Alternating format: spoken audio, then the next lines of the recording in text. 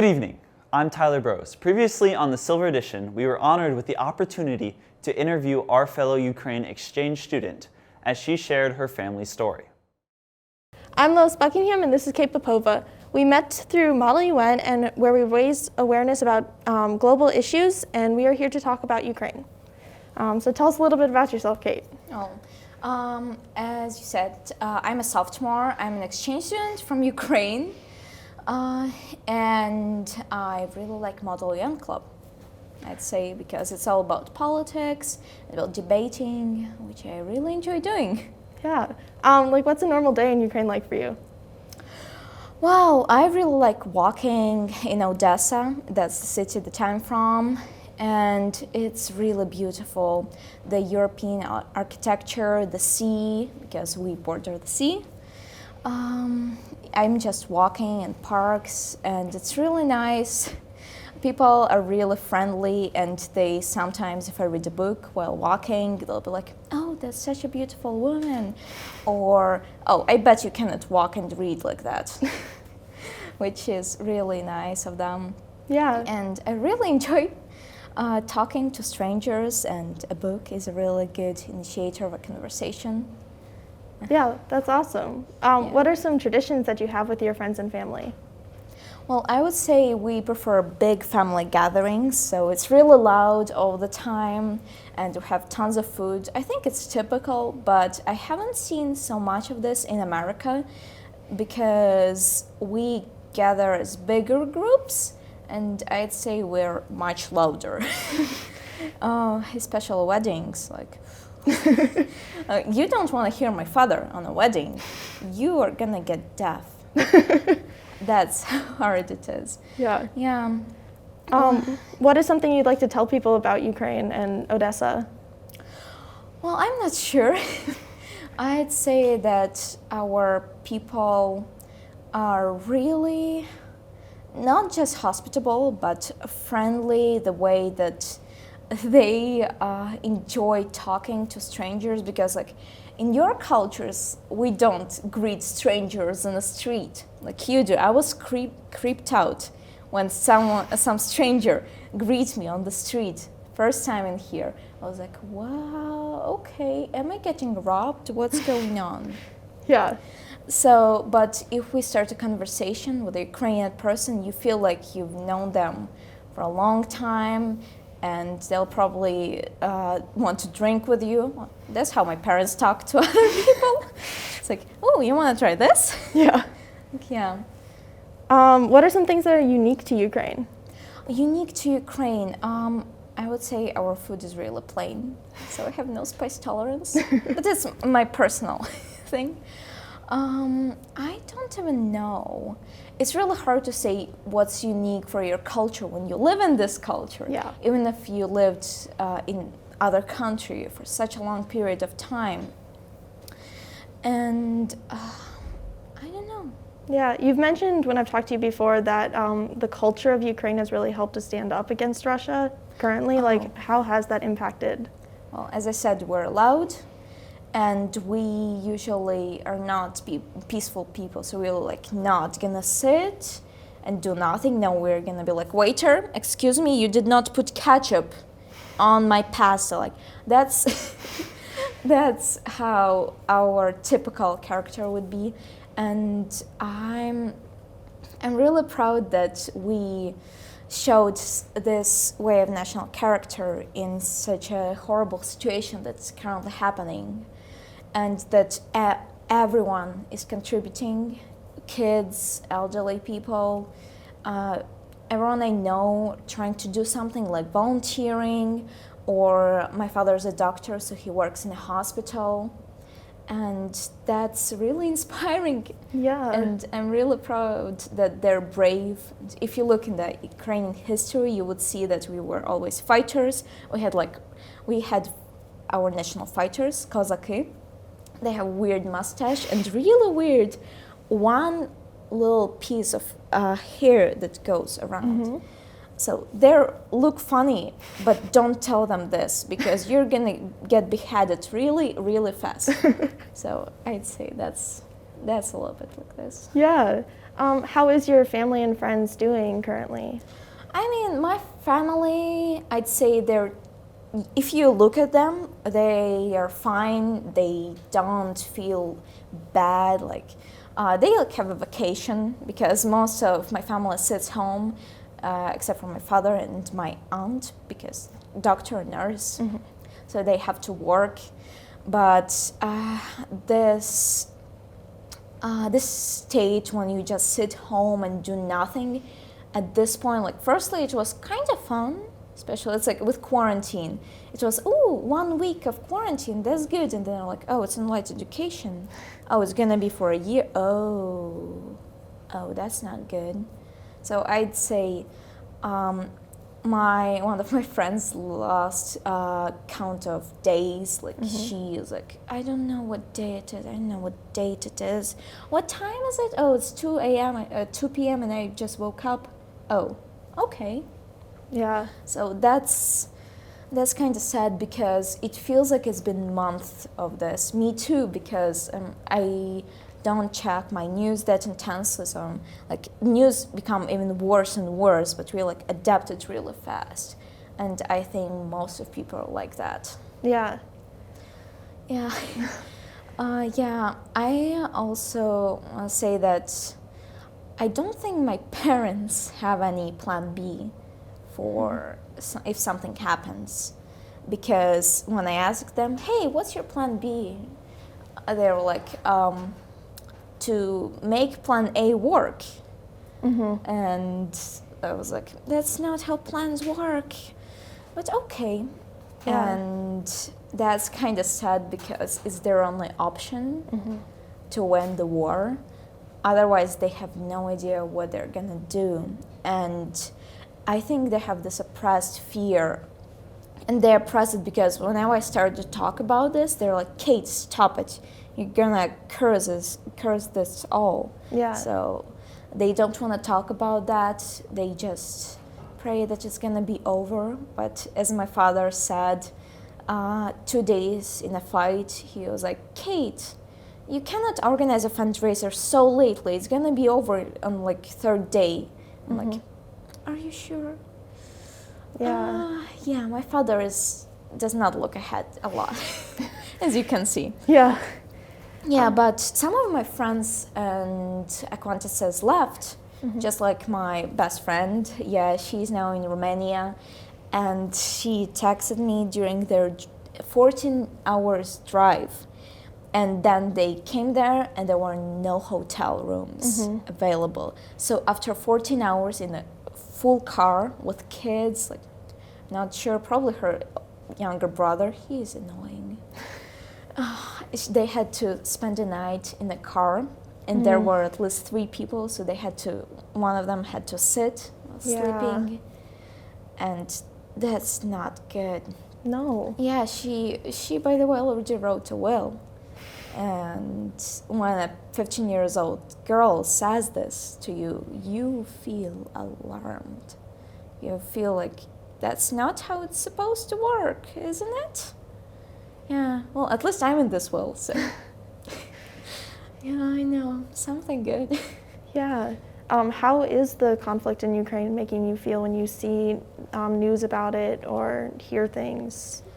I'd say at this point, or just, it changes. I change attitude a lot because when you see any news about the wars in other countries, you're like, well, it's not my thing. So it does not connect. It's not connected to me in any way.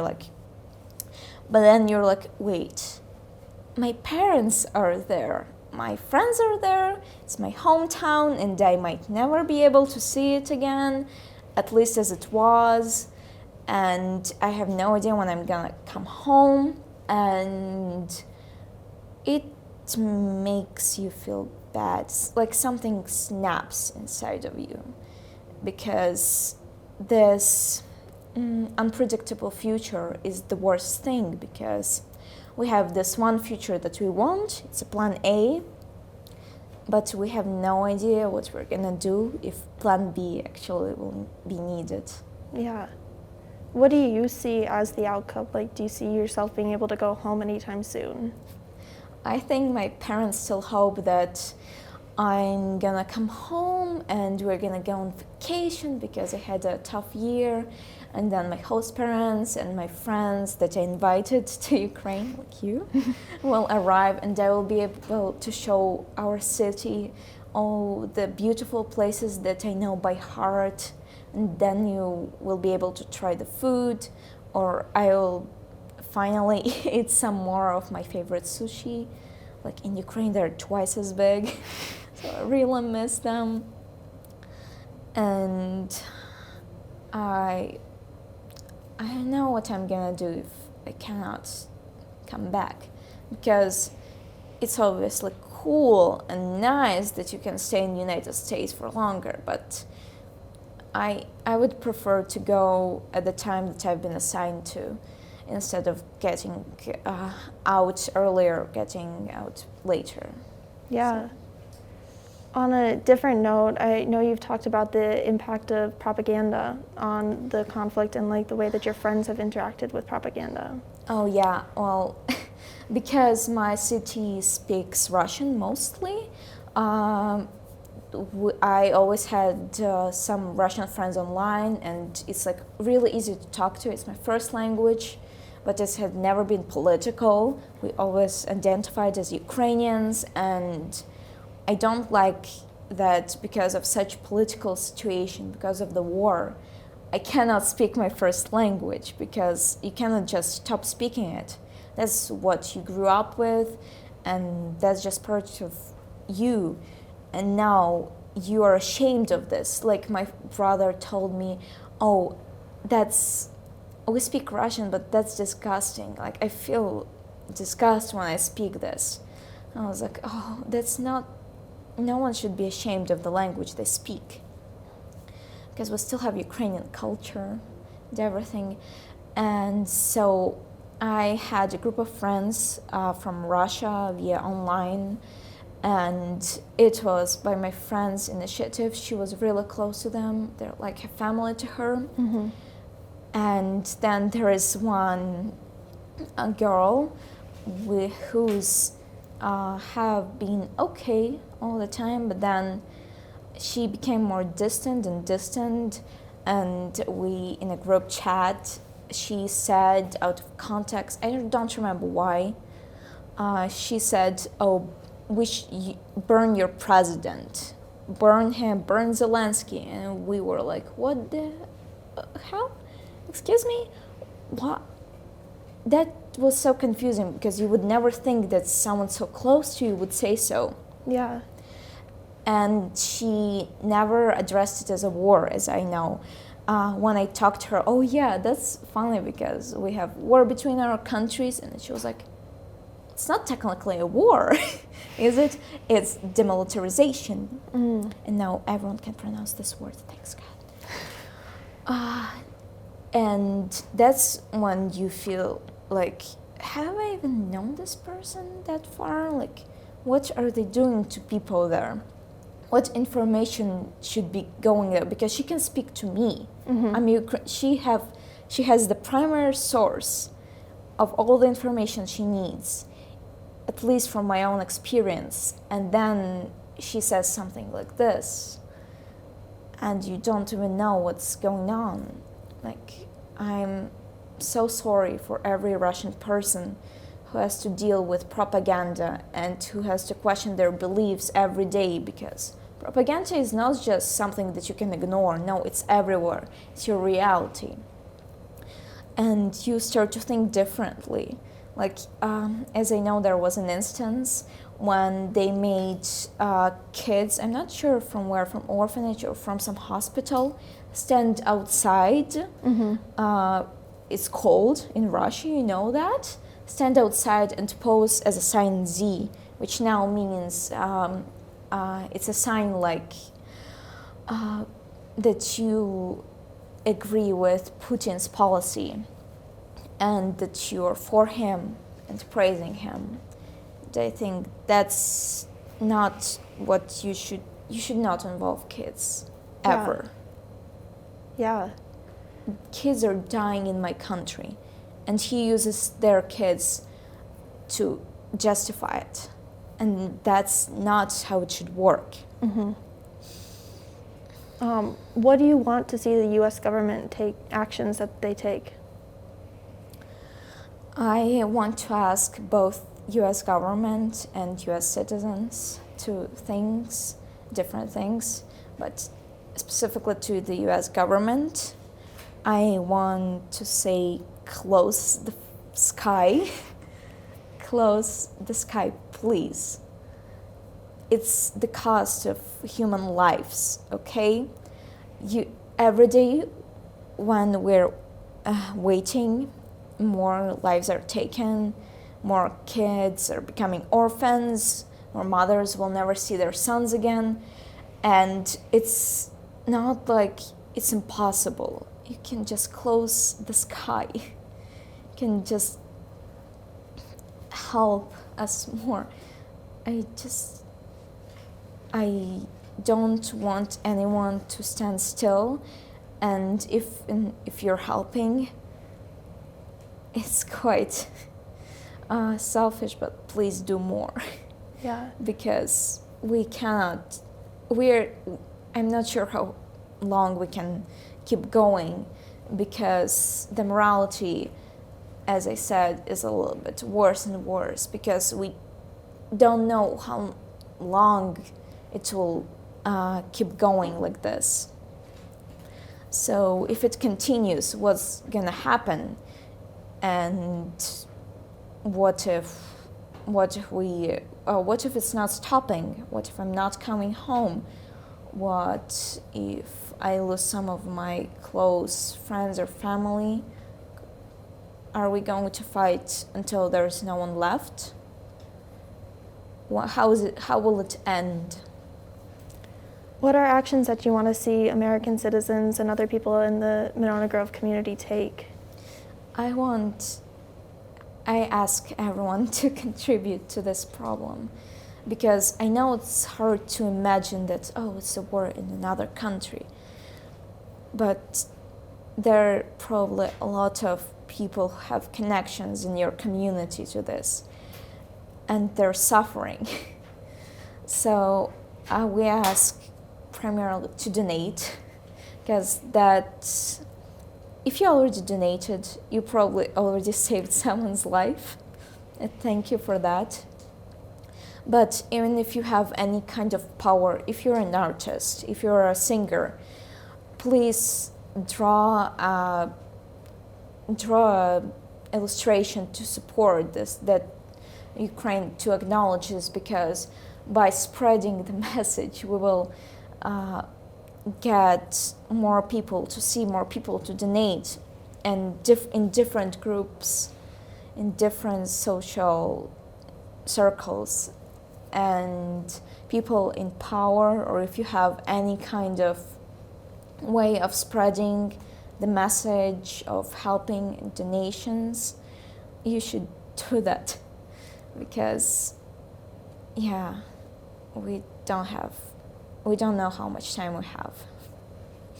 Yeah. Well, thank you for talking today. And Monona Grove has raised over $17,526 through our fundraiser. And if you'd like to continue to support families like Kate's, please donate to care.org. Thank you. For more information on how to donate, please scan the code shown or go to care.org. Thank you for watching and enjoy.